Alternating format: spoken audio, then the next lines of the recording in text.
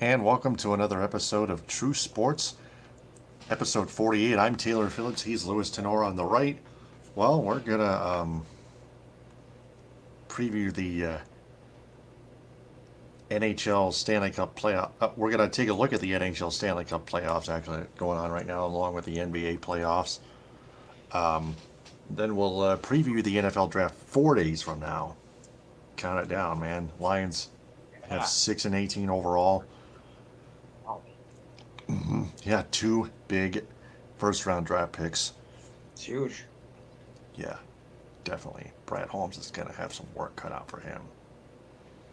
He's going to make, I bet he's going to make some magic, whoever he picks. So let's get to it. The Oilers just got on the board, first of all.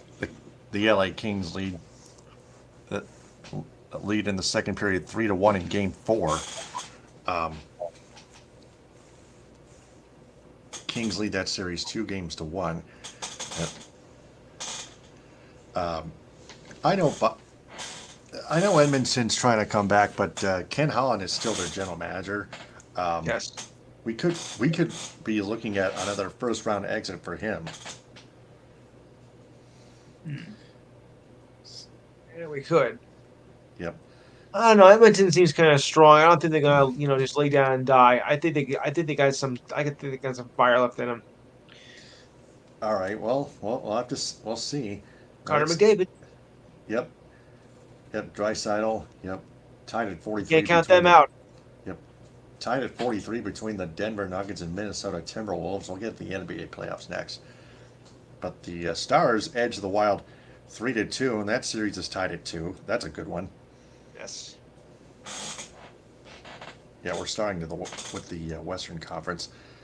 Golden Knights and Jets game 4 tomorrow at 9:30. That is on ESPN from Canada Life Center in Winnipeg, Manitoba, Canada. And then the Avalanche and Kraken tomorrow night at 10. That's on TBS. That the Avs, the defending champion Avs, lead that series 2-1. They continue to prove that they can defend that Stanley Cup. Yeah, they could. Minus a few of their players are out, but they're holding their own. Yeah. Yeah. Yeah. Then you got the Eastern Conference, the Carolina Hurricanes and the New York Islanders. The Carolina Hurricanes beat the Islanders 5-2 earlier today. The Hurricanes lead that series 3-1. The Canes are dominating. Yeah. Even though it was a very strange game Friday night. I mean, the Islanders and Hurricanes were tied one with the score tie 1 with 3 minutes to go in regulation. And out of nowhere, Islanders scored 4 goals in 2.5 minutes. Wow. Was that weird or what? 4 goals in 2.5 minutes. Jeez, oh, The Pete. last Yeah. 2 minutes It's of on the the game, no road. less. Yeah, Islander in front of Islander fans, a bunch of Yeah. Islander fans. Wow, they must have been angry. Oh yeah, they always are. No kidding. I don't blame them. Yeah, 4 goals around 2.5 minutes. Yikes. Yeah, the last 2 minutes of the game. Both these teams head back to Raleigh for Game 5 Tuesday at 7 on ESPN. The Boston Bruins, well on their way to the second round, leading the series 3-1. Hmm. They dominate the Florida Panthers 6-2 in Sunrise in Game 4. Yeah, the Bruins have got this one. Panthers, I really thought though without Bergeron they'd be in a lot of trouble. but no. Nope. Here's a good one though. The Rangers lead the Devils 2-1. Mhm. Game 4 at the Garden tomorrow at 7 on ESPN. Oh, yeah. And then finally, the Toronto Maple Leafs of all teams lead the Tampa Bay Lightning 2-1. The Leafs got a thrilling overtime win in St. Petersburg at Amalie Arena. Yeah.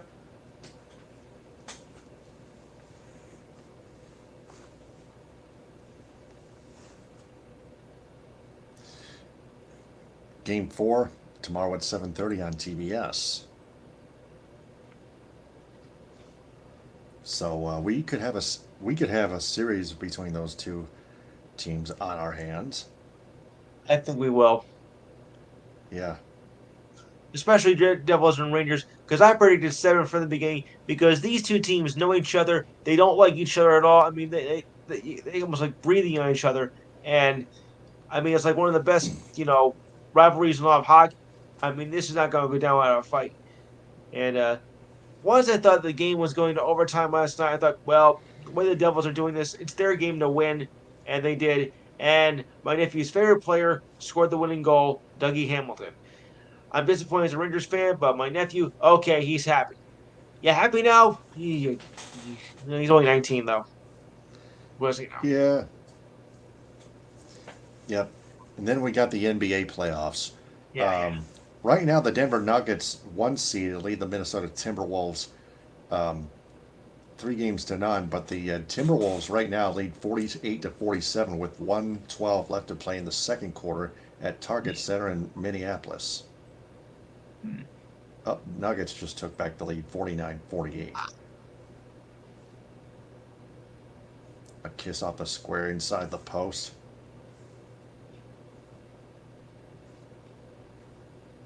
Yeah, it looks like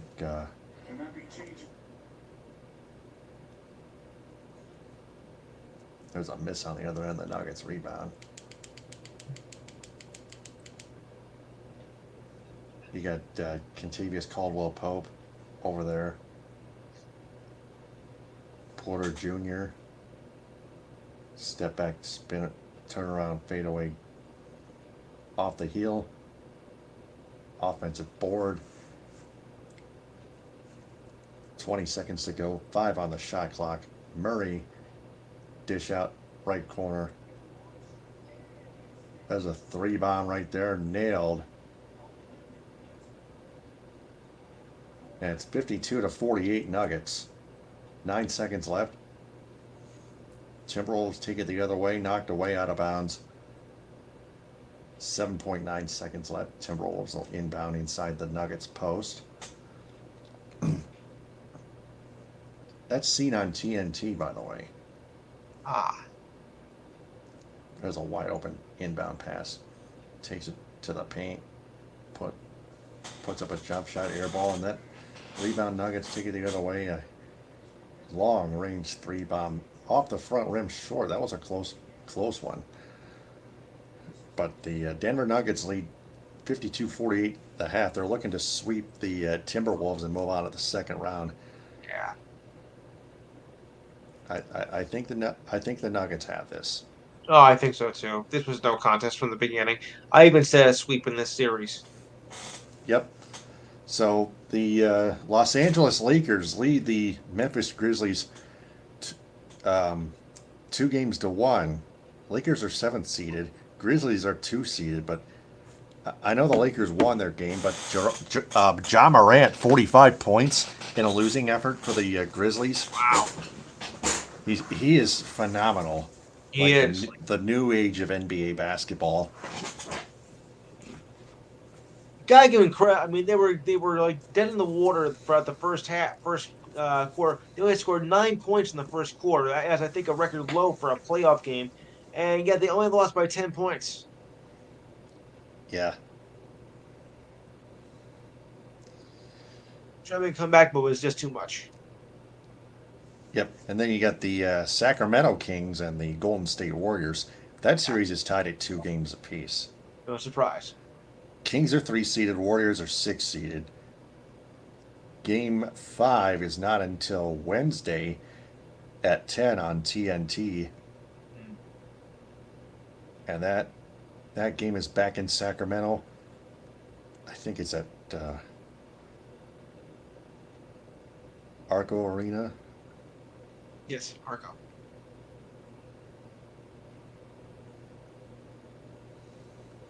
There we go. Warriors won by 1 lousy point I in know. Game 4, 126-125 in a high-scoring slugfest. What a game. This, ladies and gentlemen, is a series. I tell you. Yes. At least, see, that'll make at least some people care about NBA basketball. TSO Yeah. Sage has followed NBA basketball for quite some time.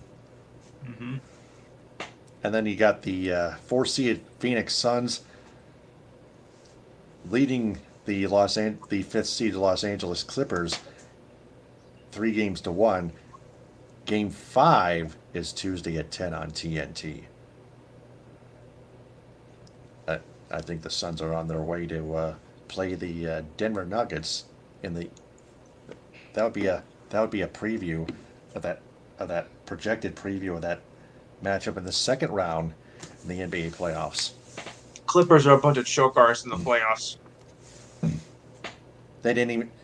Yeah, they can never get past the second round. No, no. So why should this be any different? I had And this right all and along. right now, as of late, they can't even get past the first round. They're not just choke artists. They're just trash. They are the LA cut-ups, as I call them. Yeah. The Lakers' baby brother. Yep. And the 76ers are easily proving they have no longer needed Ben Simmons because Exactly. they dominated the Brooklyn Nets 4-0. Sweeping time, Much to my dismay. 3 sweeps 6 in the Eastern Conference. The Miami Heat lead the top-seeded Milwaukee Bucks 2-1. Game 4 tomorrow night at 7:30 on TNT. I'll The say Boston, this. I mean, it is very surprising, how this is turning out because I thought, with the Bucks top team all year, that'd be an easy ride. But I think after Giannis got hurt, that might have changed the whole complexion of this series so far. But also, Drew, Tyler Hero is also out for the Heat, and he might be out for the entire playoffs. So I don't know how much the Heat can go without him right? and Tyler Zero. I mean Hero. hmm And then you're gonna hate this one, but the Boston Celtics have a commanding 3-1 series lead over the Atlanta Hawks, two No against seven. surprise. No surprise. Yep. Game 5 Tuesday at 7:30 on TNT. That is back at the TD Garden in Boston. And then finally the 4-seed Cleveland Cavaliers playing the 5th-seed New York Knicks. The Knicks lead the series 3-1. Love it. There you go. That's one. That's a This series series you're can gonna go love. either way. I mean, this is not even Knicks. I wouldn't even consider this an upset. These two teams are evenly matched, so I'm not surprised by this at all. I mean, but Friday's game though was a bit of a mismatch for Cleveland. Only scoring 79 points in that playoff game. I'm like, what? I mean, that was like they had no offense whatsoever. Their defense was just pitiful. They just Three couldn't handle the two. Garden crowd. Yeah, I think. Well, the Cavaliers right now they head back home at Rocket Mortgage Arena Yeah, Wednesday at 7 on NBA TV for Game 5. They're gonna they're gonna they're gonna play and fight for their lives. they have to. Well, it's Yeah. goodbye. Yep. Quick scoring update: 3-2. LA Kings lead the Edmonton Oilers. The Kings had a 3-0 lead. They're kind of blowing it. Yeah, They're kind of blowing it, but it's still second period. plenty of time. Yeah, there is plenty of time for the Oilers to Well, catch then up. again, yesterday there was a 4-1 lead in the third period, and that evaporated. That went to double overtime. Oof. Yeah. Yeah. So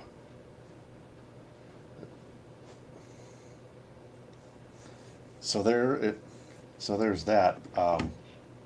There's a backhand shot that goes wide.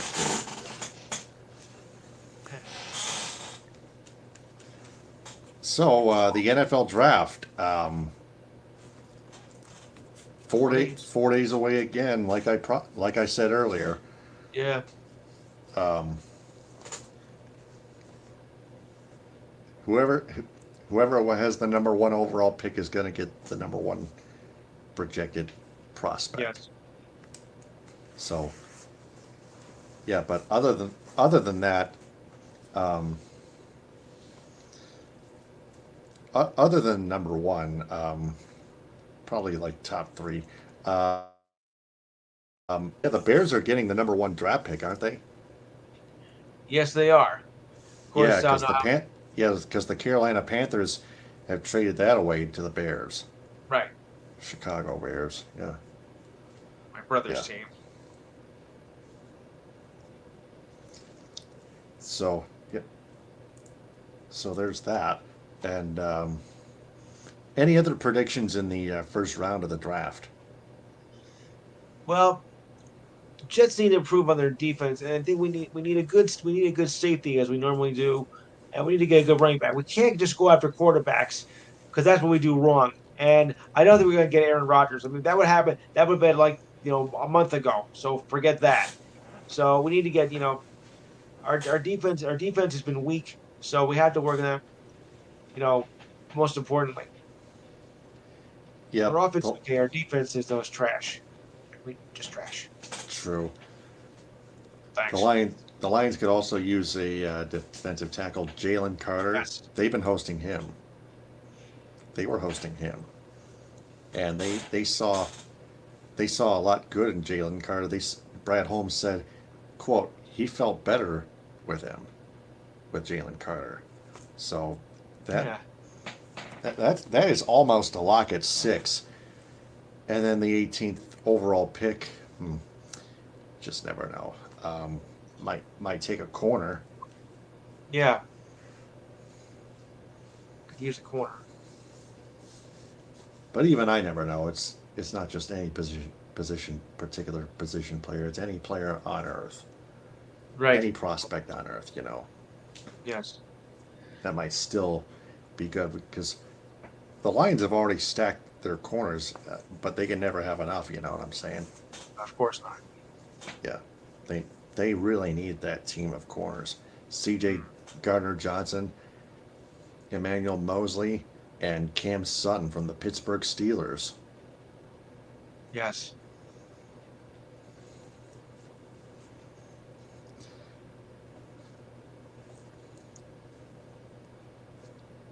I mean, not for nothing, but mostly that division is pretty weak.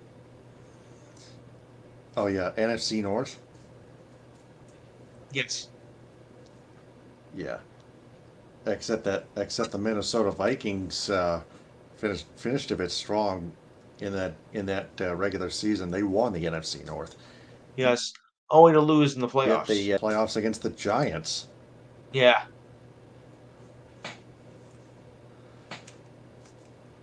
Wow, Giants went on the road to U.S. Bank Stadium and won that game. Remember that?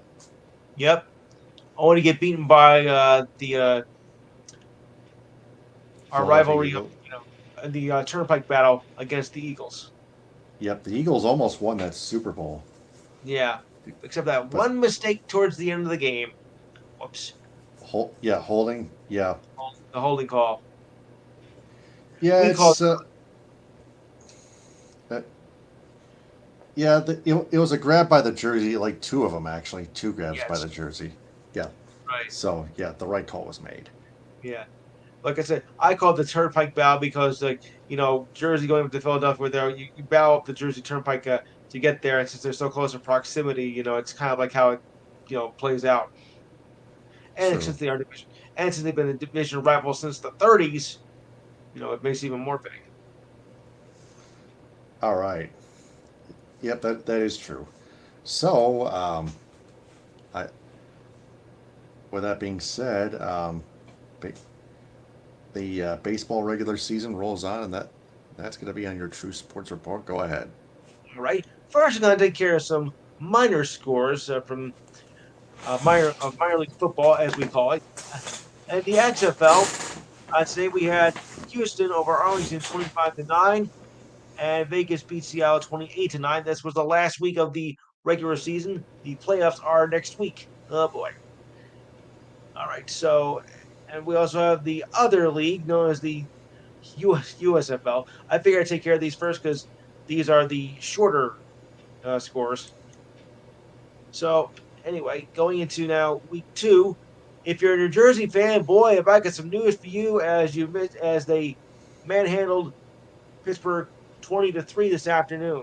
Oh boy. Yes, and I do know some people who are fans of that team.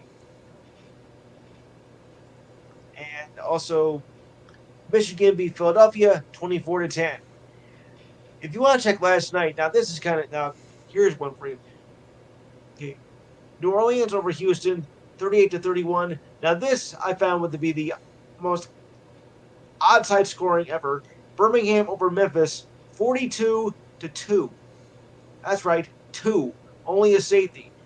I'm thinking, was that for sympathy points? Okay. 2.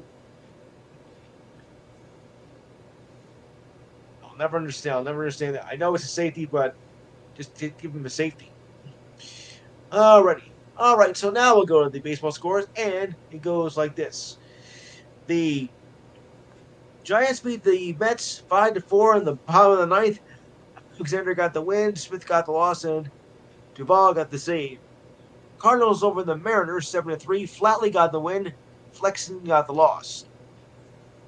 Padres over the D-backs 7-5. Darvish got the win, Jameson got the loss, and Hatter got the save.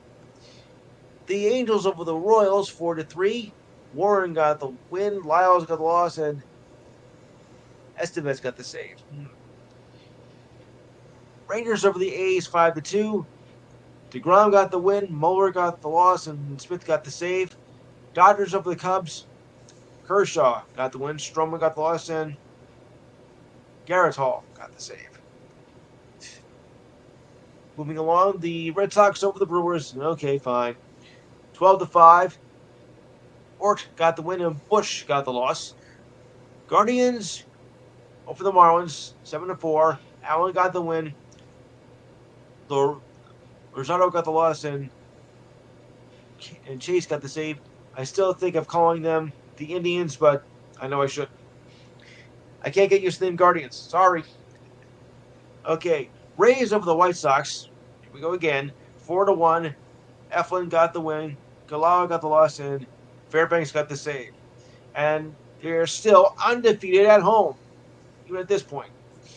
Pirates over the Reds 2-0. The surprise team of the year. Pasquale's got the win. Green got the loss, and Bednar got the save. I mean, the Pirates are the surprise team, I think, so far. The Buffy Blue Jays over my Yankees 5-1. Gusman got the win, and Schmidt got the loss. Yeah.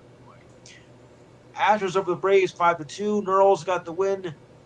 Minter got the loss, and Abreu got the save. Orioles over the Tigers 2-1 in 10 innings. Sorry. Aiken got the win, and Angler, got the loss. yeah, Mason Angler, throw a walk-off wild pitch. Oh, that's He even sucks. worse. He fucking sucks. You can say that again. What a way to lose. And the Yeah, Phillies he over only the got one out. And the Phillies over the Rockies 9-3. Wheeler got the win, and Urea got the loss. What do we lose on a wild pitch? Well, what could be worse than that? Well, I could think of a few. Okay, so we'll go now to the standings, and it goes like this. As the standings get a bit more interesting now that we're in a month in the season. Okay, well, the Rays are still in front, 19-3, sickening. The Orioles are 4.5 back at 14-7, not bad.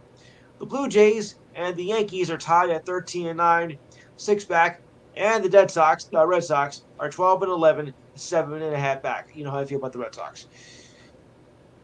To the Central, the Twins are 12-10, a game ahead of the Guardians, 11-11. Oh boy, here comes the dumpster fire here right now. Tigers 7-13, 4 back. The White Sox 7-15, 5 back, and the Royals 5-17, 7 back already. Ugh. Yeah, To that's the the AL Comedy Central, all right. Exactly. Oof. Dumpster fire central. Okay. In the West, the Rangers are 14-7. Oh, come on, Rangers. Astros 12-10, 2.5 back. The Angels, 11-11, 3.5 back. Yeah. Mariners, 10-12, 4.5 back. And should we count the A's? Okay, we'll count the A's. 4-18, 10.5 back. God. Yeah, And they're going to move to Las Vegas, too. I almost exactly. forgot. Yeah. Well, I'm sure people. I'm sure people in Oakland don't even care. Alrighty. Yeah. Yeah, Oakland does not deserve any sports whatsoever. The Exactly. Raiders, they move from Oakland to Las Vegas. The A's are going Yeah. to do the same thing, a $1 billion stadium. It's amazing. It's sad though that how once So, Oakland not it, that long ago was a proud franchise. Now it's a dumpster town. at least they have the Golden State Warriors. Well, they're in San Francisco, so Oh, yeah, that's right. Sure. yeah, they moved last. Yeah, I left my yeah. I took my team to San Francisco. No, okay. All right, moving along to the National League. The Braves, 14-8, have a half game lead over the Mets at 14-9. Oh well. The Fish, aka the Marlins, 12-10, two back. The Phillies, 11-12, 3.5 back. And the Nationals, 7-14, 6.5 back. What happened to that team? Oh, The Oilers have just tied it at 3 before the second intermission. beautiful. Okay, the Central. As I said, the surprise team of the year, the Pittsburgh Pirates, 16-7. Brewers, not that far behind, 15-7, just a half game back. The Cubs, respectable, 12-9, 3 back. Good, I like that. The Cardinals, 9-13, 6.5 back. And the Reds, 7-15, 8.5 back. What'd you expect? Okay, this might be the most interesting division so far in the West. The D backs and the Dodgers are 12-11, and the Padres not far behind at a half game back at 12-12. The Giants 8-13, but only 3 back, and the Rockies, which are full of just a Rocky Mountain High, are at 6-17, 6 back. Oh boy. Okay. Okay, for your schedule tomorrow. And it's usually a lighter day on Mondays and Thursdays to travel. So, but we do have a considerable good list of games tomorrow, and they go like this: 6:10, Rockies take on the Guardians. 6:35, the Red Sox take on the Orioles. 6:40, we have the Rangers taking on the Reds, and the White Sox taking on. Wait, 6:40, we have the Astros taking on the Rays, and the Rangers taking on the Reds. 7:07, White Sox take on the Blue Jays. 7:20, the Marlins take on Braves. Here we go. 7:40, your Tigers take on the Brewers, and my That'll be an Yankees take on interesting the series. Twins. Tigers and Brewers, that'll be an interesting series. Yes, but you Yes, know it what will. happens. But you know what happens when the Marlins and the Braves get together, especially with Alcantara. Okay, how many hits is he gonna get? I mean, how many hits? I don't mean hits in the game. How many is he gonna get hit by the pitchers? Okay, at 9:38, A's versus the Angels. 9:40, the Royals take on the D-backs. At 9:45, the Cardinals take on the Giants. Like I said, these two guys. I mean, because they hate each other. Ugh. All right, let's go over to the ice. Right now, as we just mentioned, the Oilers and Kings are tied at 3. As period 2 has come to an end. All of us are final as the Hurricanes. Oh, by the way, that series is 2-1 right now. Hurricanes over the Islanders 5-2. The Hurricanes now lead 3-1. The Bruins over the Panthers 6-2. And now the Bruins lead that 3-1, despite the fact that Patrice Bergeron is not playing. Go figure that. And the Stars of the Wild 3-2. The series tie 2 games each. So looking over tomorrow's schedule, as we mentioned, but I'll run through it again because it serves of special interest. Well, for me anyway. It goes like this: the Devils take on the Rangers at 7. Get ready. Rangers lead the series 2-1. The Leafs take on the Lightning at 7:30. The Leafs lead that series 2-1. The Knights take on the Jets at 9:30, with the Knights leading that series 2-1. And the Avalanche take on the Kraken at 10 o'clock, as the Avalanche lead that series 2-1. But like I said, I knew when that game went to overtime last night with the Devils and Rangers. I pretty much knew the Devils were going to win that one, and they needed it too. So had to figure that out. Okay, so we head on to the hard court, going like this: 8:14 to go in the third. The Nuggets are up now 61-53, and if they win tonight, this series is over. The Knicks over the Cavaliers 102-93. The Knicks now lead the series 3-1. Come on, do it, do it. Warriors edge the Kings 126-125. Series on tie at 2. I knew it's going to be a good game for some reason. And the Celtics over the Hawks 129-121. The Celtics lead that series 3-1. I'm not surprised at all. All right, so over to tomorrow's schedule, and it goes this way. All right, for tomorrow, we have the Bucks taking on the Heat at 7:30. The Miami leads that series 2-1. Wow. And the Lakers and Grizzlies at 10. And the Lakers lead that series 2-1. But remember, this is not your typical 7th seed team. The Lakers are much better than I think that their seed is showing. So I'm not surprised by this lead by the Lakers at all, despite John Moran with the Grizzlies. But I'm not surprised with this at all. You can call me crazy all you want, but that's the way I see it. And okay, the Knicks do. And okay, that game was Wednesday with the Knicks and Cavaliers. That was Tuesday. Okay, gives just more time to rest. But I'm ready. But the rest of y'all, but I'm ready. All right. So we'll get on started with the news items here. I think we can have a nomination for the ridiculous side of the week on my show for next week, as a third-tier soccer team game in Germany was suspended today at the first half after an angry fan, if you call this guy a fan, doused beer at the referee. Regulation threatened Zuwick's match against Rot-West Essen and did not continue in the second half because referee Nicholas Winter had a cup of beer thrown in his face by a so-called fan who was not happy with the decision to send off a Zwickau player with a penalty to Essen before the interval. Winter showed Zwickau defender Knowles Hudson a red card for bringing down American forward Isaiah Young, then awarded Essen a penalty or handball as a result of a free kick. Simon England scored from the penalty shot to equalize the score at 1-1 before the half, sending home fans in an uproar, making their frustrations well known. Oh boy. The match officials weighed the situation for leaving the field. Magneta Sport TV actually showed the fan throwing the beer at the referee. Oh, And, yeah, which I think is a no-no because they wouldn't do that here.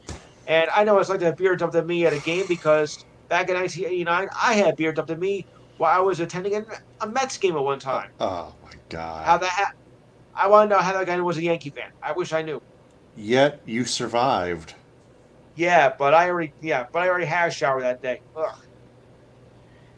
And it was hot as hell with that game too. Ugh. Okay.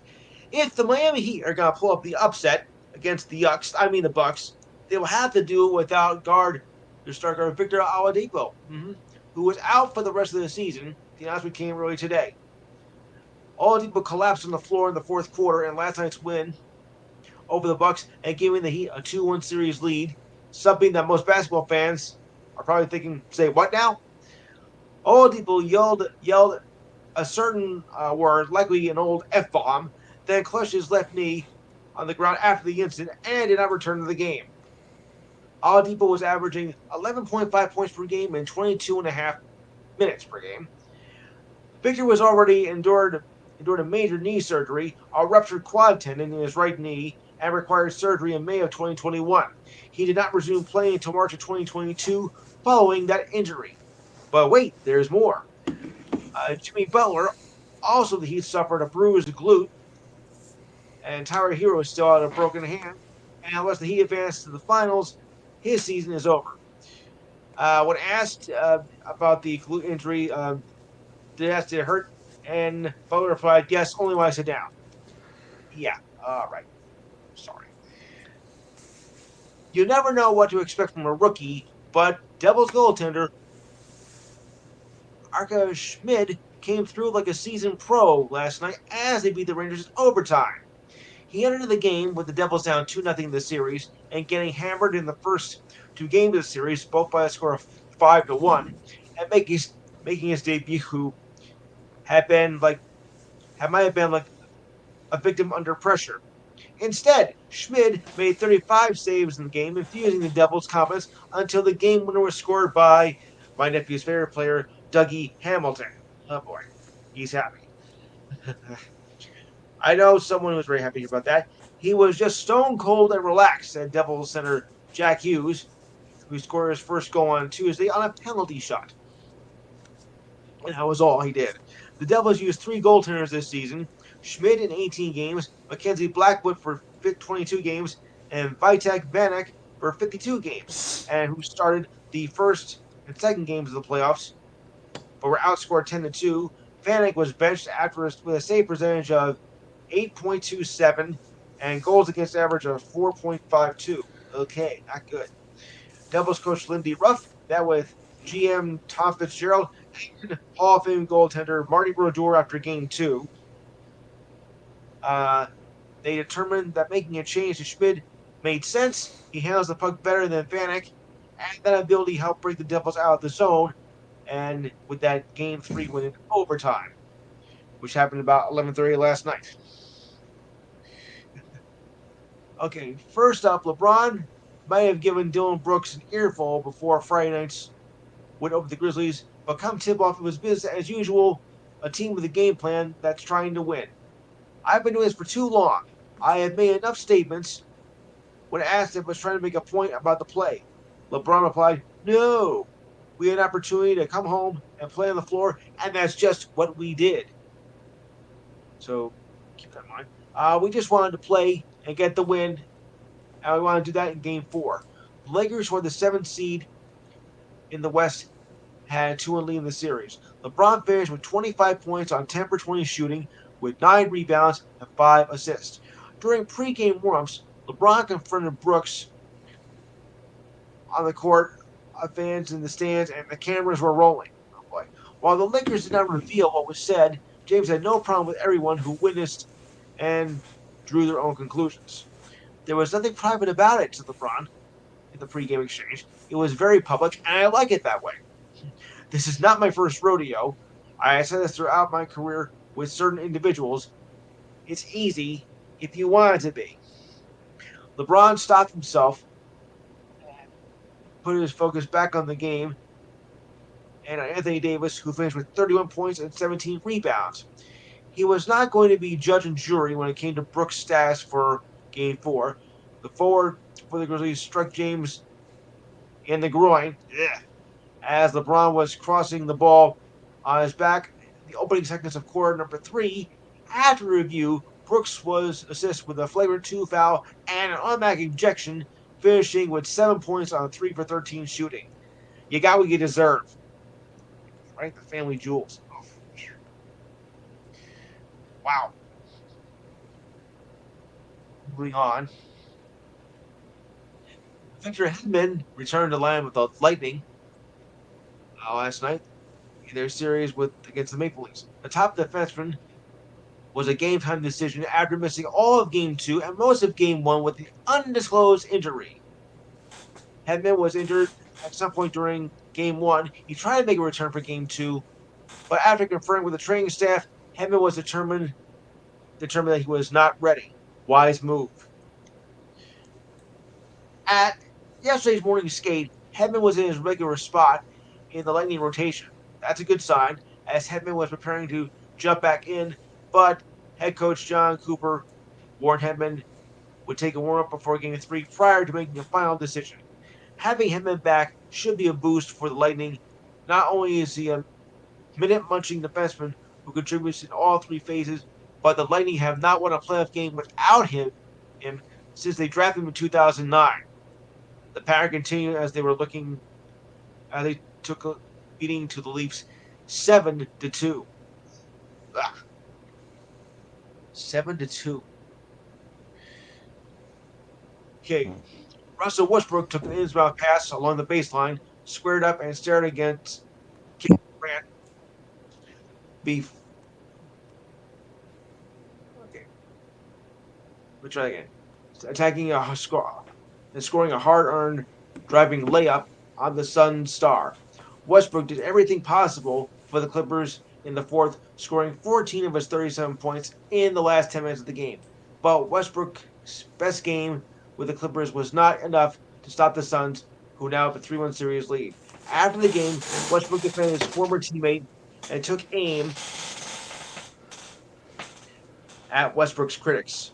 People are always going to criticize you when you are a success.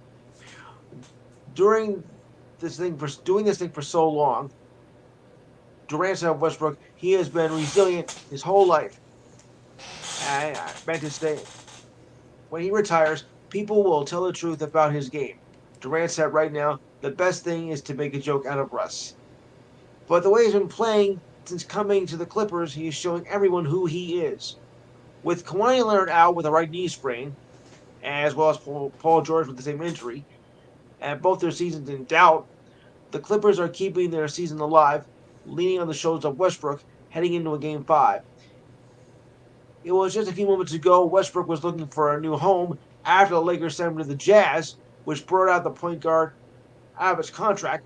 Westbrook was often criticized during his time with the Lakers as the big three of LeBron, AD, and Westbrook were a mismatch from the start. And they sure were. Before the Clippers signed Westbrook during the break, the team management spoke to Paul George and Coach Ty Lue, to Leonard, Coach, and Ty Lue, about the benefits of adding the former All-Star to the roster that was starting to mesh alongside new players at the deadline. And it seems to be working as Westbrook has exceeded expectations. And he sure has. Okay. Draymond Green was forced to watch his team play a playoff game without him, but of course, it's really nothing new to him. He's done that before. It's in like Game 5 of the 2016 Finals against the Cavaliers.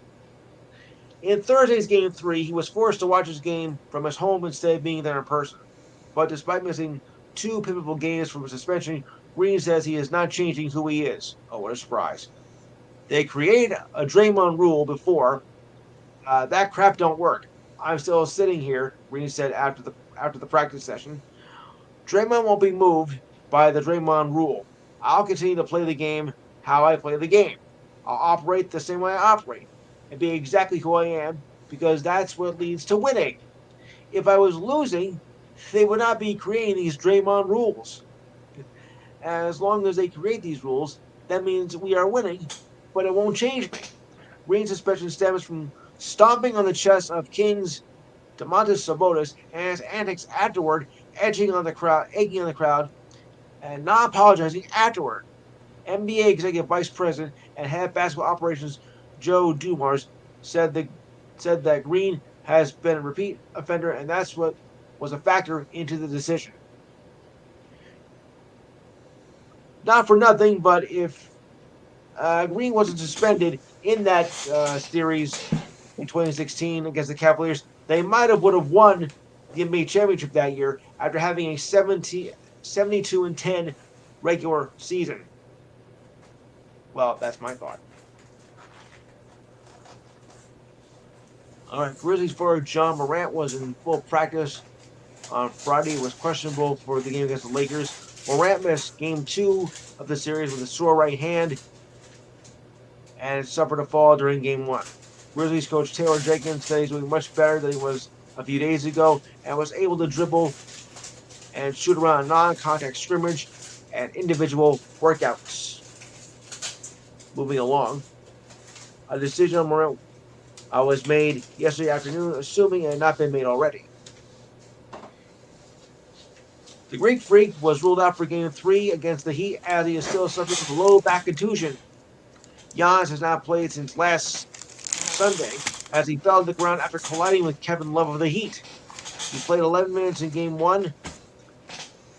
including an attempt to return the second quarter, but his mobility was limited after the injury. Oh boy, was it ever. He was listed as questionable heading into the game.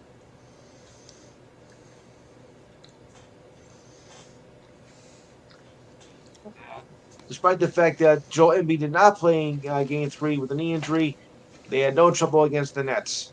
Ugh, just unreal.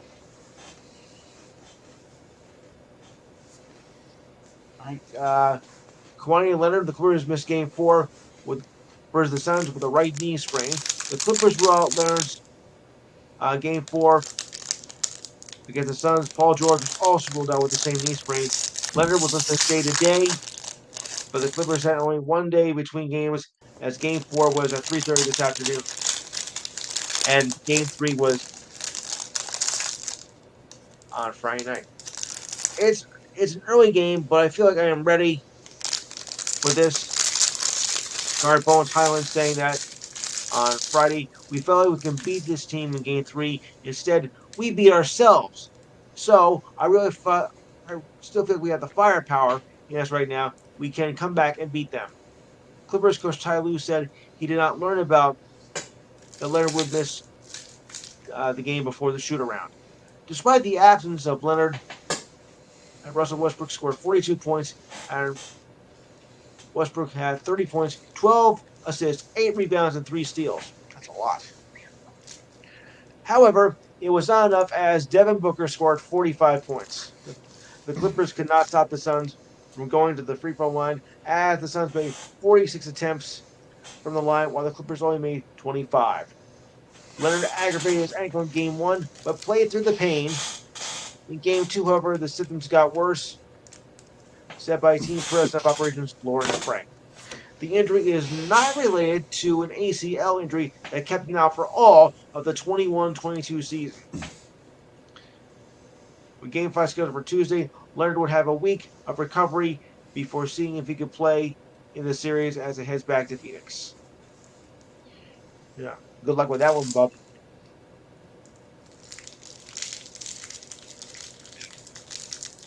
And of course, the Kings don't know that series going on. And Connor McDavid, well, he's making happen for the Kings. Despite the fact that McDavid scored 2 goals, the Kings won in overtime on Friday night. Forward Trevor Moore scored the winning goal, though it took a while to see if it counted, because here's what happened. Moore scored on a power play 3:24 into the first overtime and became the first player born in the Golden State to win a playoff in overtime. A strange but true fact. The goal was delayed following a long review to determine if Gabriel Vardy played the puck into the right corner with a high stick.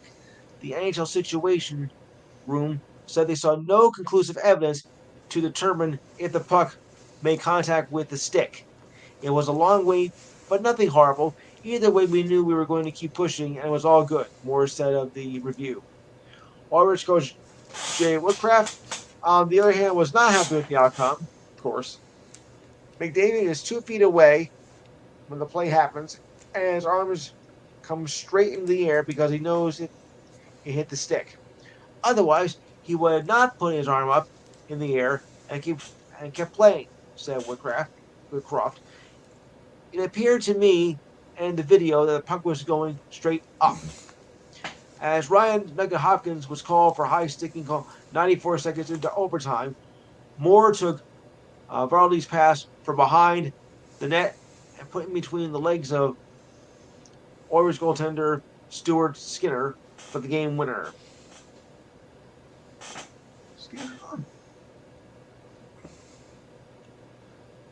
All right. The Knicks only beat the Cavaliers on Friday night, but they made a statement on how they hope the rest of the series plays out. The Knicks won on a second half tear, winning by 20 points and held the Cavaliers to the fewest points of any team in the playoffs this season at 79. That is low regular postseason. They beat a Cavaliers team that was feeling confident beating them in Game 2 and believed they were ready to handle the crowds at MSG on Friday night. Not so. The Kings just retook the lead 4-3. Oh, yes.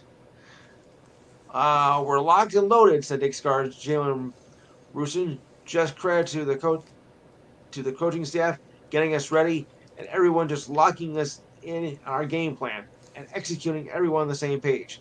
Both teams seemed to be off early in the game while adjusting to the emotion of the sellout crowd at the Garden. But it was Knicks who took control of the game as they tightened up on the defense and holding the Cavaliers guard Darius Garland to 4 for 21 shooting performance from the field as he torched the Knicks for 32 points in game two. After looking disjointed after a game two loss, the Knicks played with cohesion and fed up the energy of the Garden. Coach Tom Thibodeau said, I thought we played good with good activity. We did a good job by challenging the shots and finishing. Rusin, who finished with 21 points and 6 assists, answered the bell for the Knicks. He set the tone for the group in the second half while making several huge plays that put the game out of reach for the Cavaliers. The Knicks took advantage of the Cavaliers' 20 turnovers, scoring 28 points off of that, in which baskets were not easy to come by, especially in the first half. Well, the Terrible first quarter. performance. If RJ Barrett scored 19 points, at that time they gave him a 2-1 lead, which is now a 3-1 lead as they won today. Oh, yeah. Game 5 Wednesday, and they can wrap up the series. Okay, as I mentioned, the Islanders needed to win on Friday, and they came up big in the process. They set a new playoff record for the fastest 4 goals in a victory over the Hurricanes on Friday night. It got started with Kyle Palmieri's power play with 3 minutes and 51 seconds left in the regulation and got the ball rolling and broke a 1-1 tie. Then the Islanders received goals from forward Matt Martin, defenseman Scott Mayfield, and forward Anders Lee in quick succession. 4 goals were scored in a span of 2 minutes and 18 seconds, breaking a record that's good for 79 years.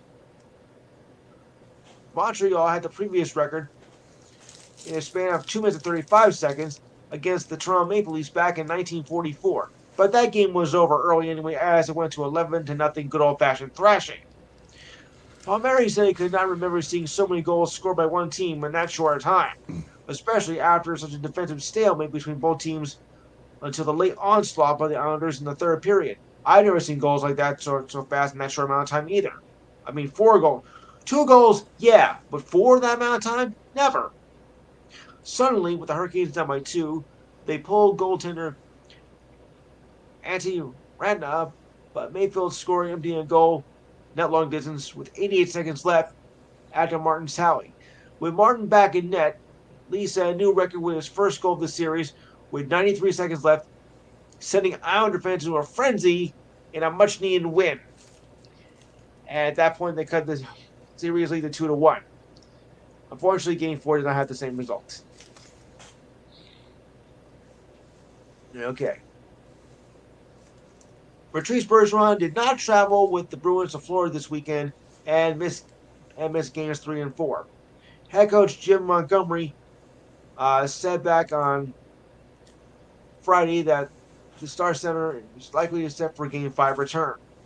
Bergeron stayed behind in Boston as he continues to deal with an upper body injury that he suffered in Montreal in last Sunday's regular season finale. Kings are headed to the power play. Ooh. Bergeron also missed games 1 and 2 of the series, which was tied at 1 apiece at the time of this report. The Bruins have not disclosed the nature of the injury.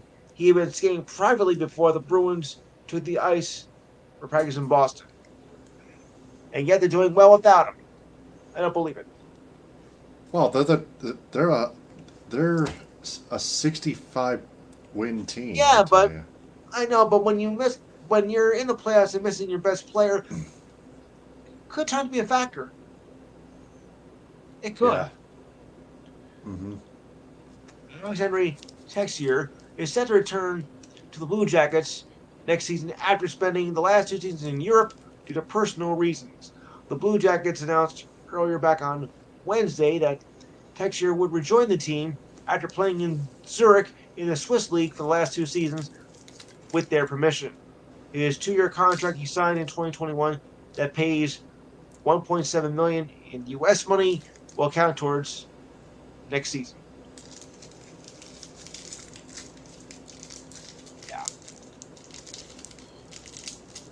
The Celtics guard Malcolm Brogdon was named the NBA's Sixth Man of the Year. Brogdon edged out Knicks guard Emmanuel Quigley for the award, gathering 60 out of 100 first place votes and compiled a total of 408 points. Quigley finished with 34 first place votes and 326 points, which is believed to be one of the closest races among this year's awards. Bucks for Bobby Portis had 6 first place votes with 97 points and was third finalist for the award, while 7 other players had 1 vote each. Okay? Yeah. Yeah. Once upon a time when the Raptors were on top of the basketball world, and oh, how they've gone apart since then. The Raptors have fired coach Nick Nurse, clearing the way for Ime Udoka to become a serious contender to be his replacement. Oh, wow. Nurse coached the Raptors to their first title in 2019. Met with team president Masai Ujiri several times in recent days before a decision was made back on Friday. The decision to make the change like this is never easy or to be taken lightly, especially when it involves a person who played a major role in winning their first title and a steady leader in some of the team's most challenging times, Ujiri said in a statement. As we reflect on the success that Nick has had, and we thank him for all he's done for this organization. This is an opportunity for us to regroup, refocus, to put in place the personnel and the players who will help us reach our goal of winning another title. Sources did say that Nurse had 1 more year on his contract worth $8 million. Udoka has a long history with Ujiri.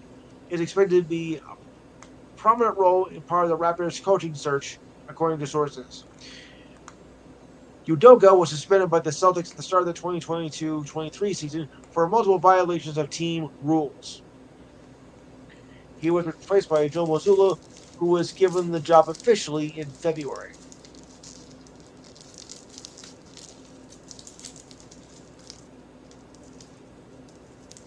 Okay, I got another one here for hockey. Dallas Stars center Joe Pavelski did not travel with the Stars to Minnesota for games 3 and 4, as he is still in concussion protocol after taking a hit in the opening game of the series.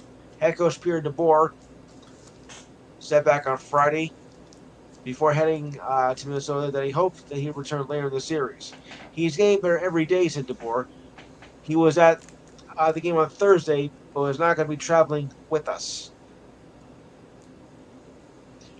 The series will tie at 1-1, and he hopes to be there and returns home on Tuesday. Pavelski cleared the puck midway through the second period of Game 1 when he took a hit from wild defenseman Matt Dumba. Pavelski banged his head hard on the ice when he fell. Back in 2018, he missed the first 6 games of the Western Conference semifinals when the Sharks faced the Avalanche after taking a hit in Game 7 in their first round series against the Knights. Pavelski was a member of the Sharks then, and DeBoer was the head coach. Wow. That tells you something right there. All right. More news here. Angels rookie center Logan O'Hoppe, with 2 Ps, will miss 4 to 6 months with a torn labrum in his left shoulder, manager Phil Nevin told reporters today. The Angels did place O'Hoppe on the 10-day injured list on Friday. O'Hoppe, who bats and throws right-handed, threw his left shoulder on a swing during a game in Boston almost a week ago. That was the first time he injured it. He injured it again Thursday on a road game against the Yankees and lost, while hitting a single in the 9th that turned to be a loss. It was on Thursday that O'Hoppe said he felt a pop come out of the back. The young prospect seized the Angels' starting job behind the plate as Max Stassi is away from the team with a hip injury and a family emergency. O'Hoppe is batting .283 with 4 home runs and 13 RBIs in 16 games. Adolis Garcia was on the next circle with 3 home runs, with 1 more shot for a 4th, while John Shores was making a rare appearance as a pitcher in their 18-3 rout over against the A's yesterday. He had orders to swing the bat, said Rangers manager Bruce Bochy, said the right-hand reliever. He followed the orders by taking 3 strikes on 4 55 miles per hour pitches from A's infielder Jace Peterson in a blowout victory. Looking to match the record of 4 home runs in one game, Garcia's second chance for a 4th home run ended with a double in the 7th. The first 2 bagger, the 7th, drove in 2 runs, just as the previous home runs did. Garcia finished with 8 RBIs to go his first 3 home runs of the game of his career. This season, he has 7 home runs and 28 RBIs. Not bad. Marlins pitcher Sandy Alcantara is dealing with a very mild case of tendonitis in his biceps and missed his next start against the Guardians. The defending National League Cy Young winner is not the only Marlins pitcher on the injured list. He joins Trevor Rogers with a left bicep injury and Johnny Aquino with tightness in his right bicep. Drew Smelter took over for Alcantara in the first game of yesterday's doubleheader against Shane Bieber, Justin Bieber's third cousin.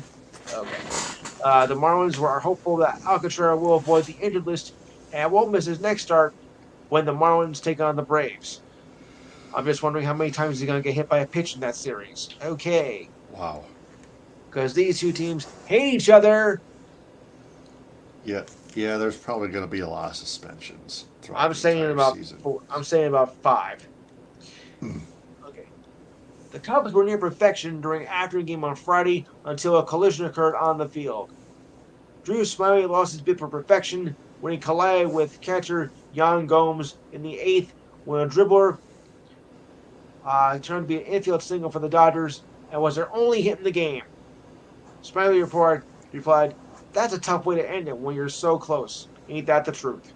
Cody Bellinger, Trey Mancini, Patrick Wisdom, and Nico Homier hit 4 home runs as the Cubs went on to win for the 5th time in 6 games. Homier finished with 4 hits and 4 RBIs. Wisdom and Mancini each drove in 3 runs. Leading on both his fastball and curveball, Smyly struck out 10 batters and did not walk a single batter in 7 2/3 innings. Out of 103 pitches, 68 were thrown for strikes in the 13-0 blowout. No wonder they're still in. The only hit for the Dodgers came from David Petrola on that collision by the Cubs in the 8th. So close to perfection and so far away, as the saying goes.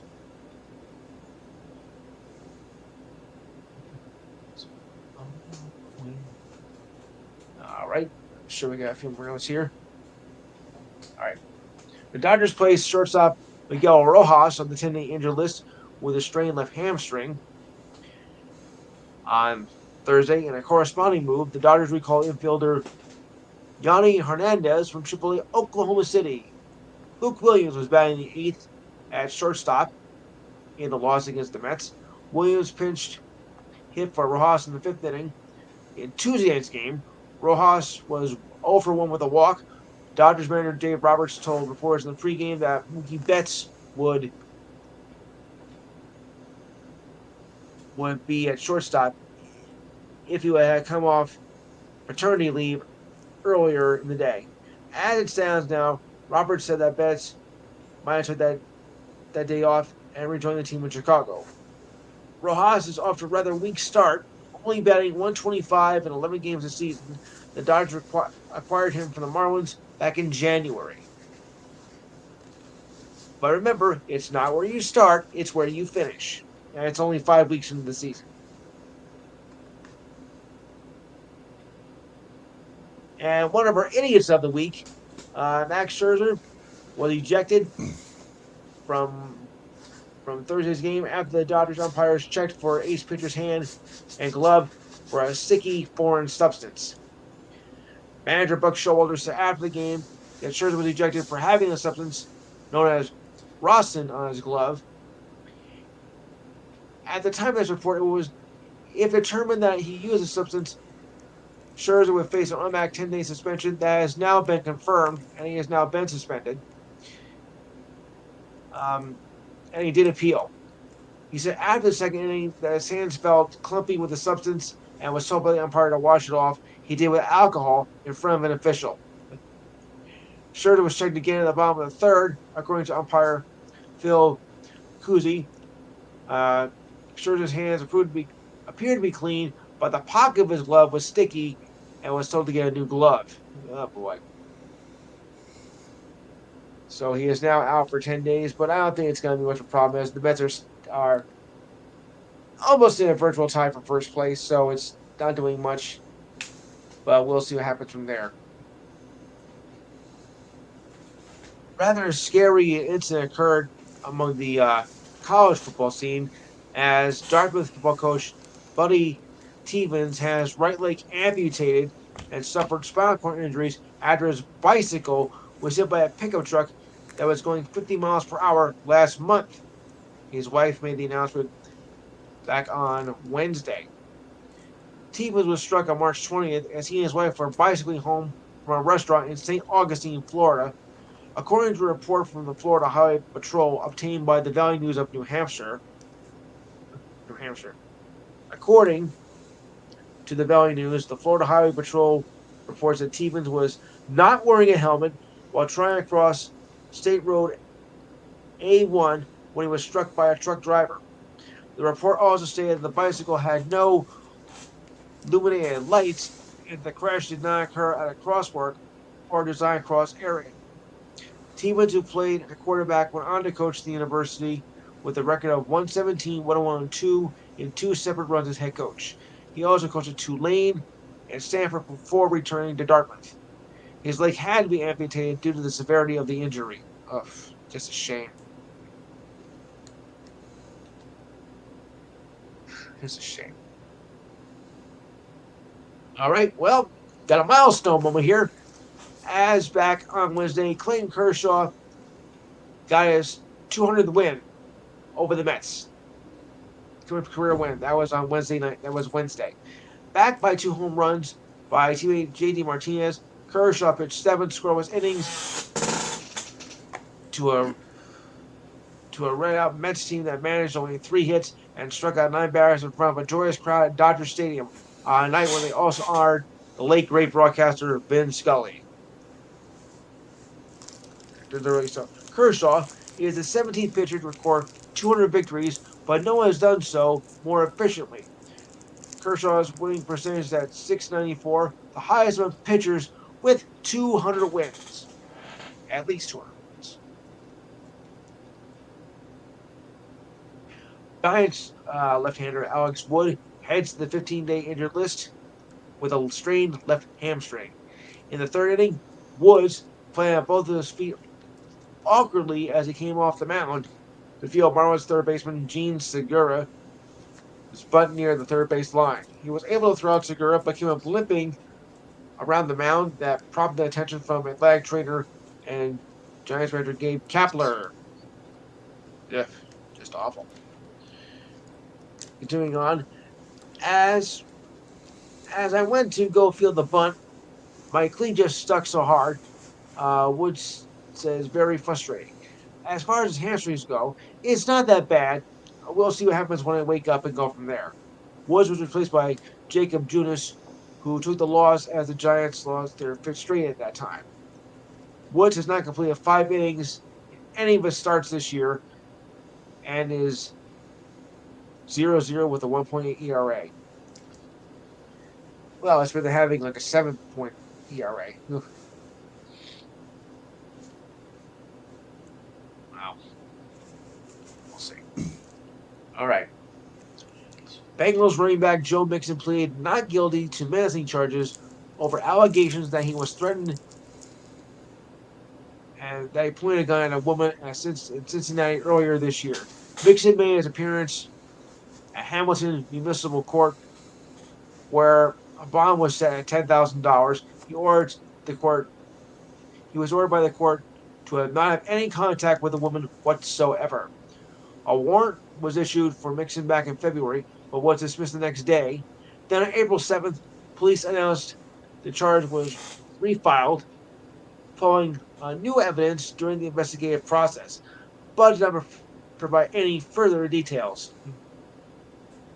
When the warrant was issued back in February, a police officer accompanying affidavit that Mixon pointed a firearm and told the victim, "You should be popped in the face. I should shoot you. The Oh, police can't get me," he said. Oh yeah? The warrant also said the altercation took place a few blocks from the stadium on January 21st, one day before upsetting the Bills in the AFC divisional playoff game, but included no other details about the circumstances.